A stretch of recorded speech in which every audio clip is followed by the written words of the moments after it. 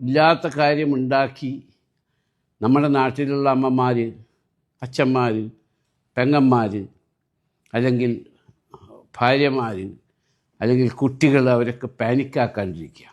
അങ്ങനെ ഒന്നും ഈ ഗൾഫിലില്ല.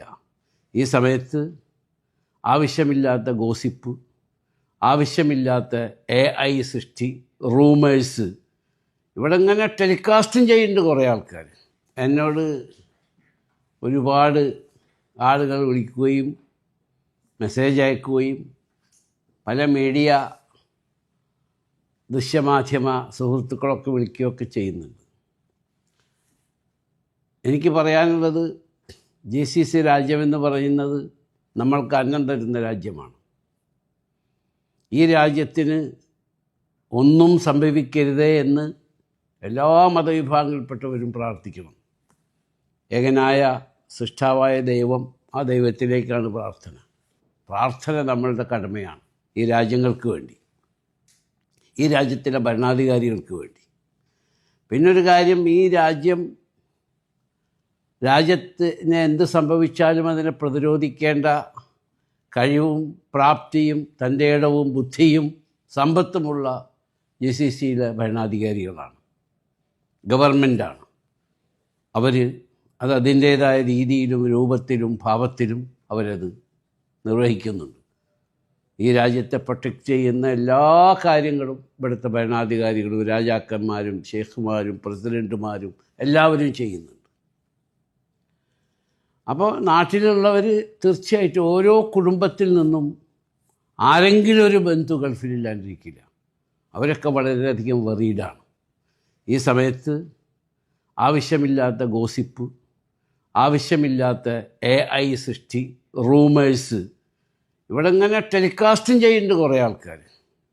പ്രത്യേകിച്ച് മലയാളം മീഡിയ വളരെ അഗ്രസീവാണെന്നിപ്പോൾ ഇന്ന് കാലത്ത് ഞങ്ങൾ ഒരു മീറ്റിങ്ങിൽ വെച്ചൊരു ഉയർന്ന ഗവൺമെൻറ് ഉദ്യോഗസ്ഥൻ പറയുന്നു, why only Malayalam media is aggressive.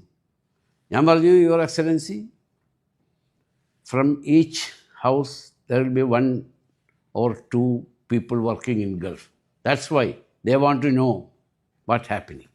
അപ്പോൾ സത്യസന്ധമായുള്ള റിപ്പോർട്ട് ചെയ്യുക. ഇവിടുത്തെ ഗവൺമെൻറ്, ഈ GCCയിലെ ഗവൺമെൻറ് വളരെ ശക്തമായി അത് നിരീക്ഷിക്കുന്നുണ്ട്. പിന്നെ ഇത് കുറച്ച് നാൾ നീണ്ടുപോയാൽ സാധനം എന്തായിരിക്കും, അതിനെപ്പറ്റിയൊന്നും ആരും വറി ചെയ്യണ്ട. അതിനൊക്കെ ഇവിടുത്തെ ഭരണാധികാരികൾ അതിൻ്റേതായ എല്ലാ പ്രിക്കോഷനും എടുത്തിട്ടുണ്ട്. ഞങ്ങളുടെ കമ്പനി ലൂലു അഷ്വർ ചെയ്യുന്നു, അങ്ങനെ ഒരു ഷോർട്ടേജ് ഒന്നിനും ഉണ്ടാവില്ല. ഈ പരിശുദ്ധ റമദാനാണ്, മീറ്റിനൊരു ഷോർട്ടേജ് ഇല്ല, വെജിറ്റബിൾസിന് ഷോർട്ടേജ് ഇല്ല, മറ്റൊരു ഫുഡ് സ്റ്റെപ്പുകൾക്കും ഒരു ഷോർട്ടേജ് ഈ GCCയിലില്ല. എല്ലാ ബിസിനസ്സുകാരുടെയും ഇതേ രീതിയാണ് അവർ നമ്മളൊക്കെ സ്റ്റോക്ക് ചെയ്തിട്ടുണ്ട്. ഇത് ഞാൻ പറയാൻ കാരണം, ഒരുപാട് ആവശ്യമില്ലാത്ത ന്യൂസുകൾ വാട്സപ്പിലും അതുപോലെ സോഷ്യൽ മീഡിയയിലും അതുപോലെയുള്ള മീഡിയകളിലൊക്കെ വരുന്നുണ്ട്. ഇവിടുത്തെ ഗവൺമെൻറ് എന്തെങ്കിലും എവിടെയെങ്കിലും വെച്ച് അത് പിടിക്കപ്പെട്ടാൽ റിപ്പോർട്ട് ചെയ്തവനെ തൊട്ട് ആ മീഡിയ തന്നെ അവർ ബാൻ ചെയ്യും. Because they are very strong. അതാണ് ഇപ്പോൾ അവരതിനെ ചിന്തിച്ചുകൊണ്ടിരിക്കുകയാണ്. ഇന്നത്തെ ഞാൻ സംസാരത്തിൻ്റെ അടിസ്ഥാനത്തിലാണ് പറയുന്നത്.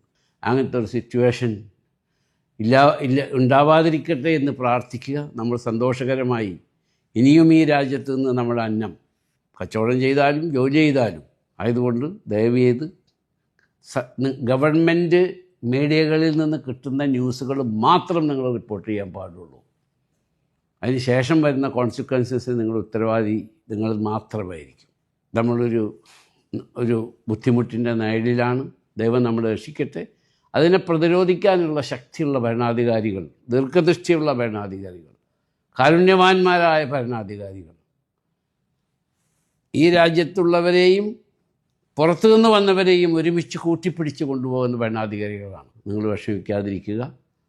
ദൈവം അള്ളാഹു നമുക്കെല്ലാവർക്കും നല്ലത് വരുത്തട്ടെ. ഇനിയും ഈ രാജ്യത്ത് നിന്ന് നമുക്ക് അന്നം നാട്ടിലേക്ക് കിട്ടുന്ന കാശ് അയച്ച് നിങ്ങൾക്കും കുടുംബത്തിനും ജീവിക്കാനുള്ള സൗകര്യം ദൈവം ഉണ്ടാക്കി തരട്ടെ എന്ന് പ്രാർത്ഥിക്കുന്നു. എല്ലാവർക്കും റമദാൻ ആശംസകൾ.